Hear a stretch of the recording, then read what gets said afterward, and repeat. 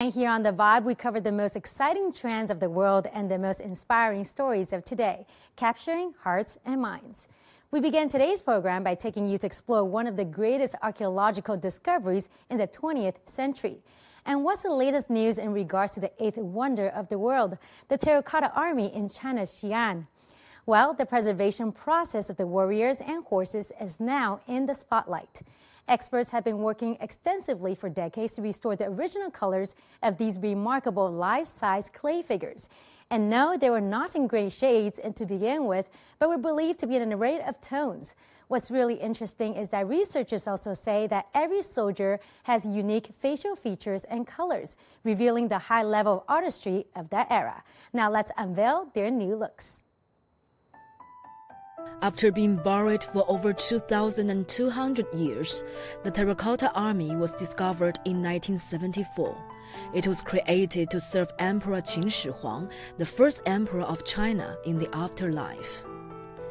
Experts and archaeologists in northwest China's Shanxi province have been working tenaciously in preservation and restoration.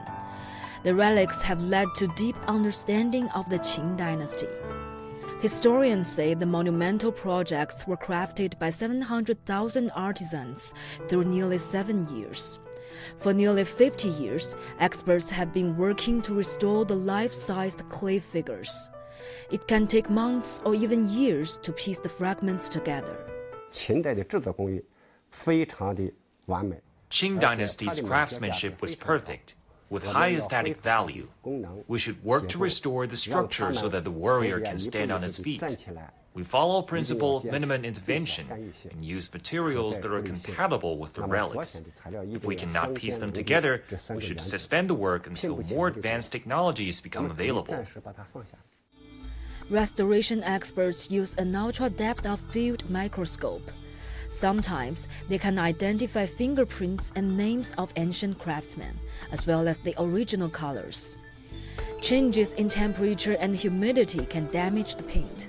Before the 1990s, it was very difficult to protect the relics. The team has developed a paint layer reattachment technique to restore the original color.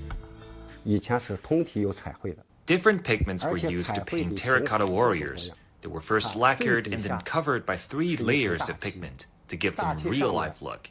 If there's any pigment left on the clays, we extract them and then carefully reapply them using modern technology. Pale green, vermilion, lilac, and sky blue were most commonly used. The colors were made of minerals, and some are very rare. Many of these colors can be restored today, except for one called Chinese purple.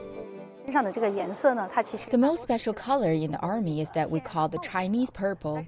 Based on research, the main component of the Chinese purple is copper barium silicate.